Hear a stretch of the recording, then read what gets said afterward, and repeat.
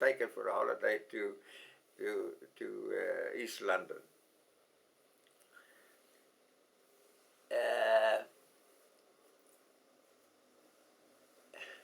Then we were in Port Elizabeth for a couple of years before we moved on, and was Hirsch involved with the salt business? Was he coming up? no, he was just prospering all the time. Was he coming? Well, yeah, he wasn't coming up and down to Port Elizabeth. No. Occasionally, I think he did at one stage. Had some business in Port Elizabeth, and we saw him in Port Elizabeth. But he was just going on. It was just business was just growing, and he was busy, and he was doing very well. Then what about Hirsch? Hirsch got married. 52. Well, yes, in 52, and I was still in Cape Town. I'd forgotten about that. And then he decided. He had terrible trouble with his eyes at that stage. And then the two of them decided he and Joyce that they're going overseas, which I thought was complete madness. You know, they had some wedding present money, and they decided they're going overseas. That was a very, very crucial part of his life, because when they came to Israel, and in Israel at Louis' flanks, they met a Dr. Michelson, an English eye specialist in Haifa. And he spoke to me about his problem, because it was a terrible problem he had. He would go to the doctor and they would prescribe glasses for him. He'd come and get the glasses and he couldn't see. And they said that he was crazy. You know, they didn't realize what his problem was until the penny dropped and somebody said he had keratoconus. And this Michelson said to me, there's only one man that you have to go to. You have to go to Dallas. To Dallas. Mr. Dallas. That's right. And he gave him a recommendation to Mr. Dallas, and Mr. Dallas fixed him. Then he came back with contact lenses. They were like bottle glass. They were thick as anything. Terrible, terrible to put them in. They had bubbles and all sorts of things. They would drop and they would break, and then he had to get others and so on. But he persevered, you know, and he always had this optimism that everything will be okay and the business is growing and everything was okay.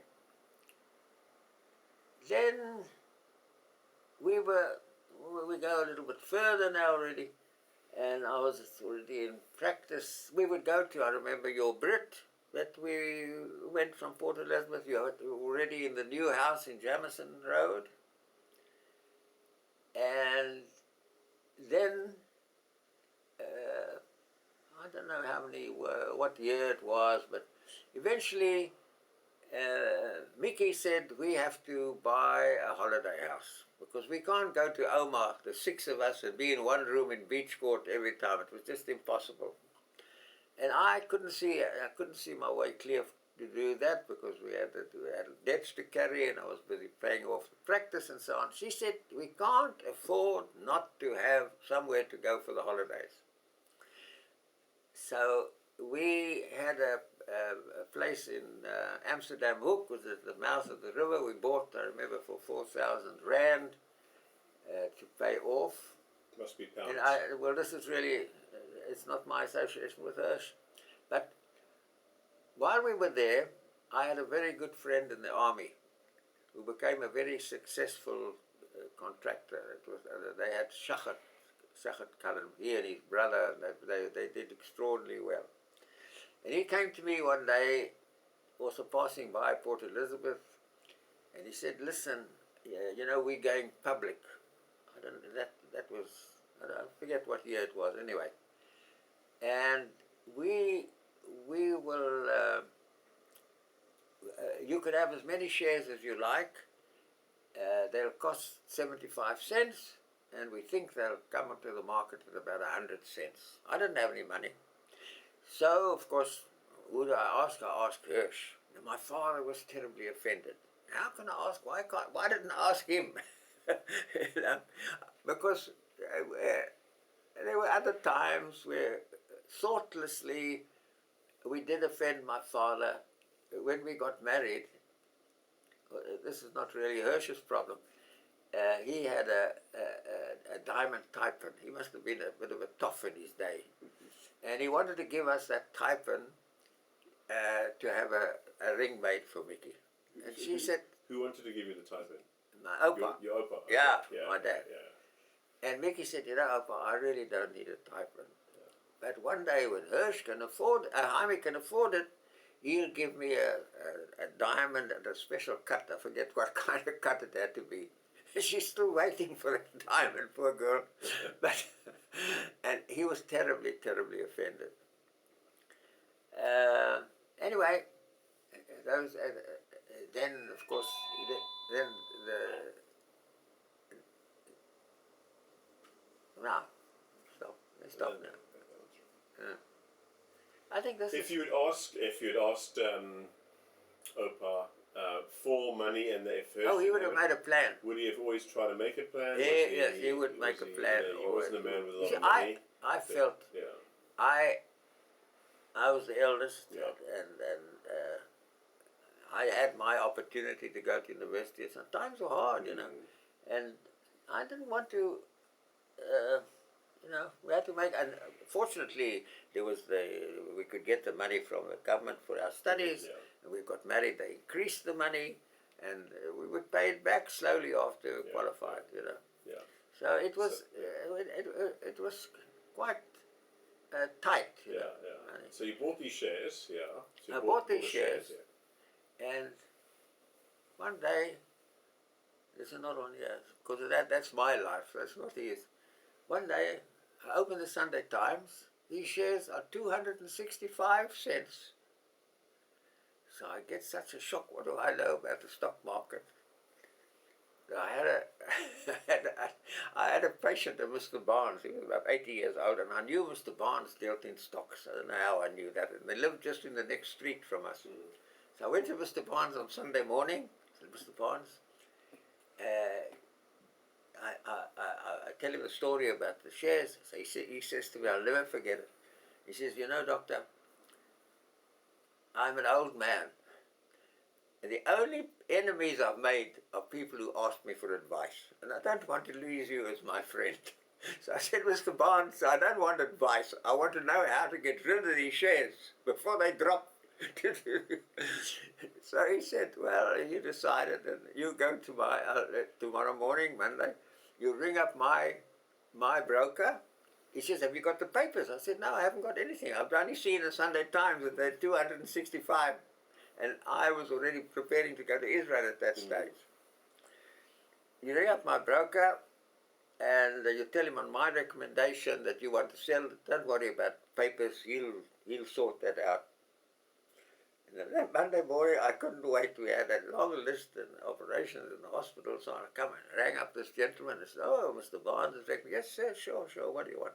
I want you to sell these shares. I had 3,000 or something. I had 3,000 worth of the shares. He says, no problem. I come back, lunchtime, I tell Mickey I sold the shares. Made a bloody profit. I could pay Hirsch back the money. We got money. She says, now why do you do a thing like that? She'll sell half, and then we pay Hirsch back, and give it a time, give it a chance to grow. Oh God, I rushed back to the surgery. I phoned the fella.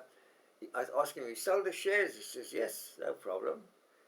I said, I think I'd like to buy some back. He says, do you know what the price is now? We came to Israel, that was a boom. My heart broke. We were in Israel, there were 500 and something before they dropped, of course, you know. And that was Hirsch. I don't know if he had the money at the stage, but he made a plan, and, you know, he sent me the money. Then, I think that's about the end of ours. Then of course, well, after you left for Israel, you didn't see much of him. I mean, because you didn't come back to South Africa very no, I often. didn't come back for 8 years. Yeah. And they didn't travel. My mother, after my father died, my mother came once. And then Mickey was, Vitsa asked her to go on a money collecting tour to South Africa and Windhoek. So she had one ticket, and I met her afterwards. I had another ticket. That's where we went back. I haven't brought out his characteristics in this talk, that he was always, he was always there for me. He was always, when we came on holiday, all of us were in the beach flat, 6 of us, the kids, And he was always there, and the kids loved to go to him because he always had big motor cars, and nice motor cars, and had record players in the car and all that. I don't think in this talk, I can really, well, then we go a little bit further afterwards when he was in business, and then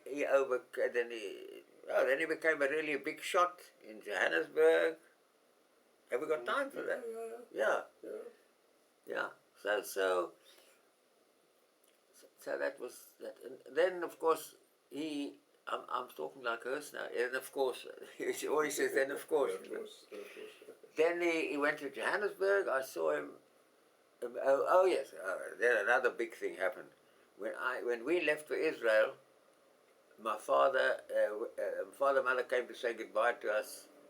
We went to Cape Town, and then we went to Windhoek, and then we came to Johannesburg before we were going away. And my father got ill and got into the hospital, and I saw him in the hospital, and of course then it was all the big problem to get him down to. He was already established in Johannesburg at that stage. Right.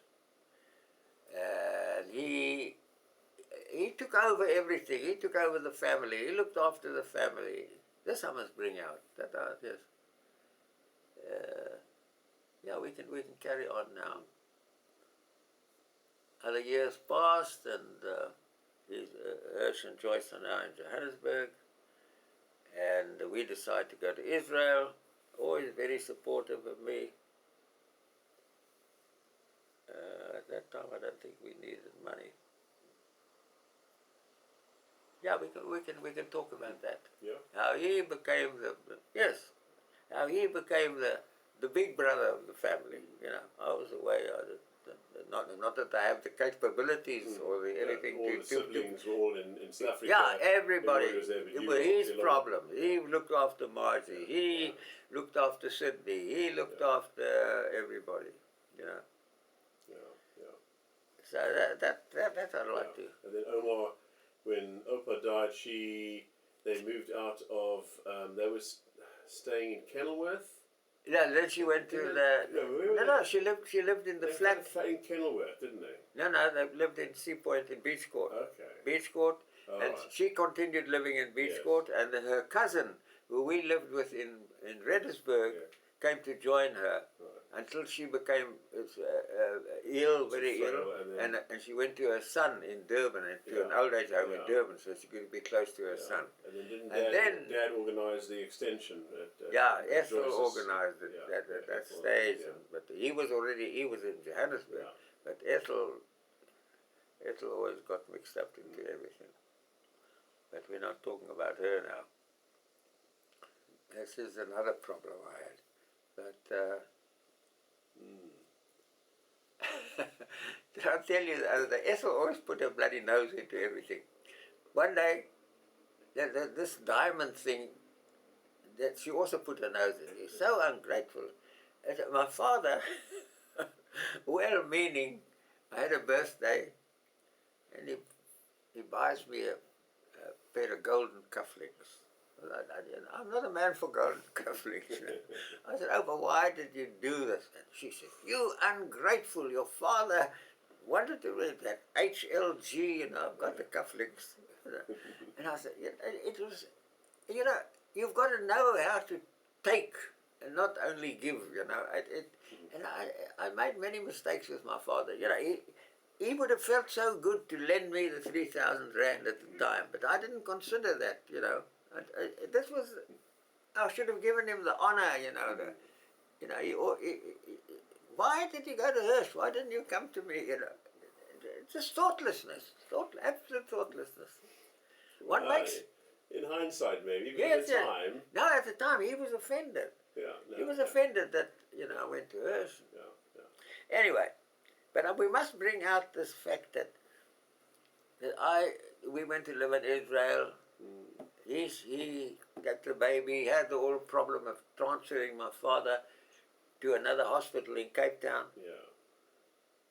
I was in Israel for 6 weeks when he died. Oh, only 6 weeks. Yeah. And my mother and Hirsch said I shouldn't come back for the funeral. My mother said, and I didn't go to the funeral. And then when she settled down, my mother came to see us.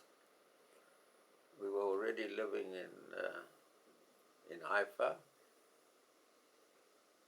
Yeah, we were really living in it before we got our nice apartment, before we bought our nice apartment. My mother always had a difficulty with the way we were living also, you know. We would eat at any time. My mother knew you eat at 6 o'clock. That's time to eat. And she would, you know. And the way I was working, sometimes we ate at 9 o'clock, 10 o'clock.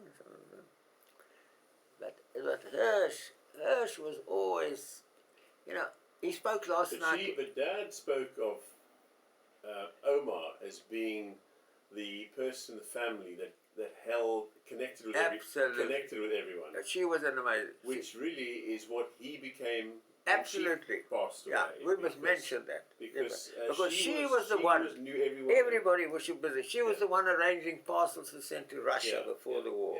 She was the one, if she heard there was some friction in the family between this one, she would go and fix it up. Yeah. She and the family appreciated that. They all knew Auntie Becky. Auntie Becky was a favorite of everybody. Yeah. I know this is not, you're talking about Dad, but you told me a story about her and her travelling days. Yes. You want to just tell us again? Yes. She, during the Depression, you know, times were really very bad. She always wanted to move out into the country, and my father wouldn't go. He was, you know, he was making a living. He thought that he was like a big fish in a small pond, and he was afraid to go anywhere.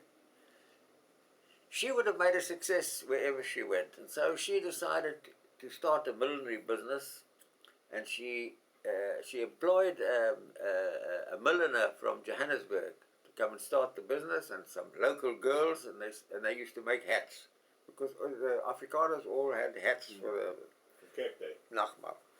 And then she would go with the driver, Simon.